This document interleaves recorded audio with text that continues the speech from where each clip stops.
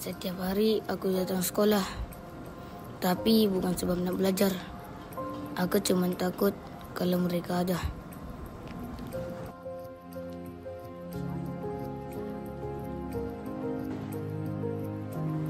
Aku cuba diam.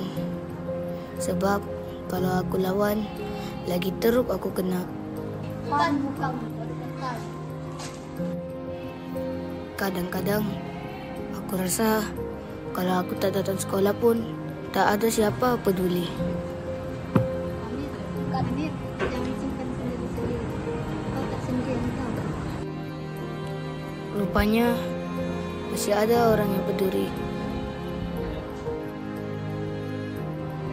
Hari ini aku belajar, bukan semua orang mahu jatuhkan aku.